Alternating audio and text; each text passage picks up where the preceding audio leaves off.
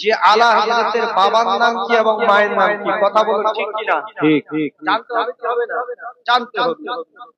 আলা হযরতের বাবার নাম হলো মুফতি নকি আলী খান। বলুন সুবহানাল্লাহ। সুবহানাল্লাহ। কি নাম? মুফতি নকি আলী খান।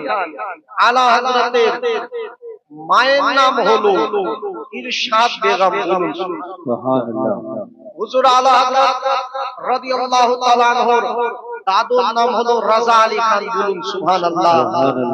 হুজুর আলা হযরত আলী রহমাতুর রিজওয়ান 10 শাওয়াল 1272 হিজরিতে বারেলী শরীফের গ্রাম জোসলিতে আলা হযরত আলী রহমাতুর রিজওয়ান জন্মগ্রহণ করলেন। বলুন সুবহানাল্লাহ। সুবহানাল্লাহ।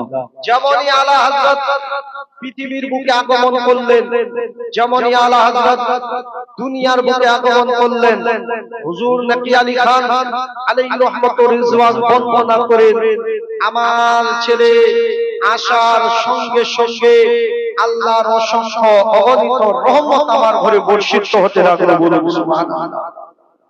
শুধু তাই নয়, আমার ছেলে আসার সঙ্গে সঙ্গে আল্লাহর রহমত বর্ষিত হতে লাগলো।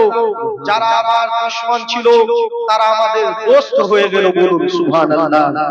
বাবাজি ভাই, হুজুর আলা হযরত আলী রহমাতুর রিজওয়ান উনি ধীরে ধীরে ধীরে ধীরে বড় হতে লাগলেন।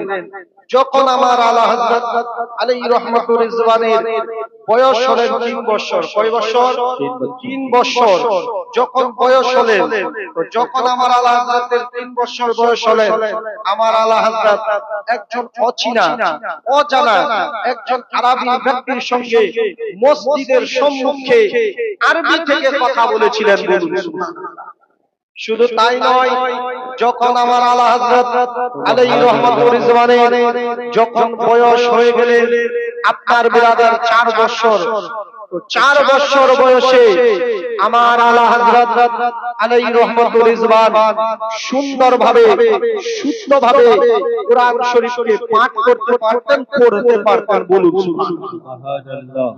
আমাদের গ্রামের ছেলেগুলো, আমাদের এলাকার ছেলেগুলো যাদের বয়স 10 বছর কিংবা 8 বছর হয়ে যায়, তারা ভালোভাবে কথা বলতে পারে না কিংবা ভালোভাবে তারা প্যান্টটা পরতে পারে না।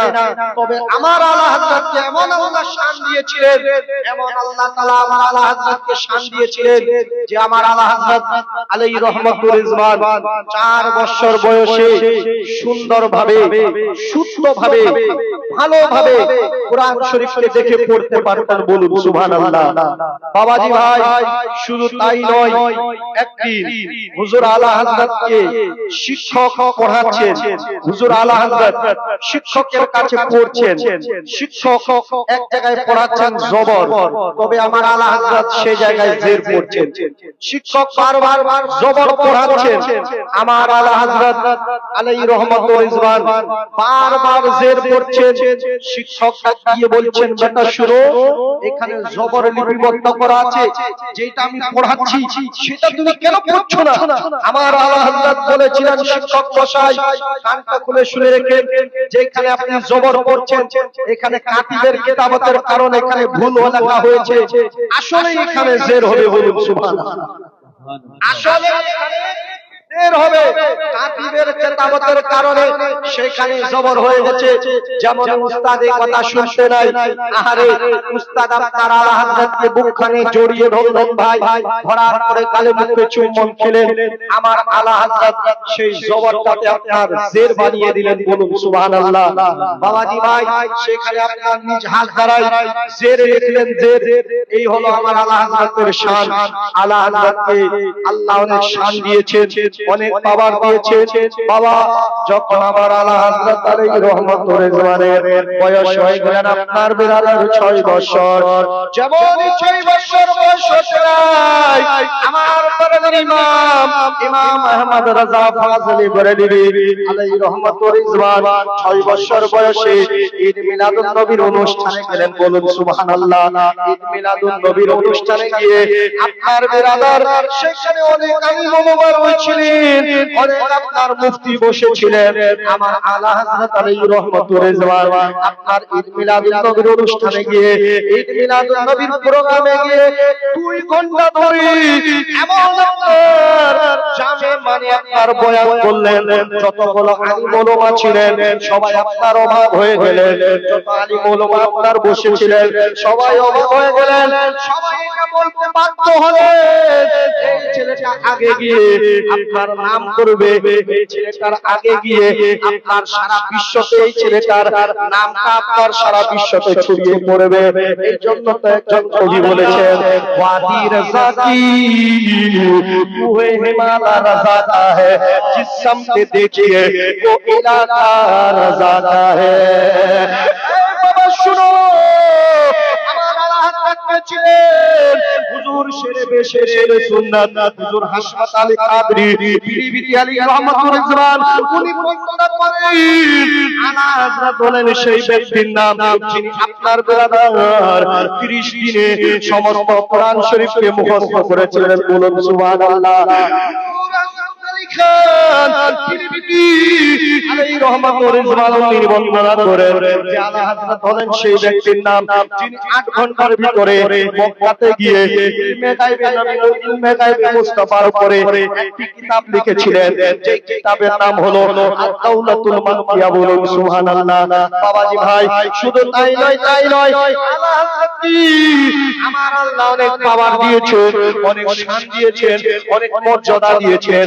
আমার আলা হযরত আলাইহি রহমাতুর রিজওয়ানের যখন আপনার বিরাদার বয়স হয়ে গেল 8 বছর, যেমন 8 বছর বয়স নাই আমার দরবের ইমাম ইমাম আহমদ রাজা আলাইহি রহমাতুর রিজওয়ান আপনার 8 বছর বয়সে একখানা আপনার বিশ্ববিখ্যাত কিতাব যেটার নাম হলো হেদায়েতুল্লাহ, এই হেদায়েতুল্লাহ কিতাবের একখানা সারা লিখেছিলেন, যেটা হলো আরবি থেকে।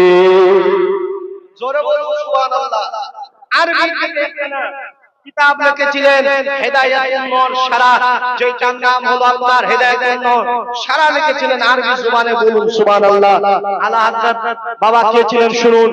যখন আলা হযরতের বয়স হয়ে গেলেন আপনার 13 বছর 10 মাস 5 দিন, যেমনই আলা হযরতের বয়স হলেন 13 বছর 10 মাস 5 দিনে আমার আলা হযরত আলাইহি রহমাতুর রিজওয়ান মুফতি হয়েছিলেন। বলুন সুবহানাল্লাহ।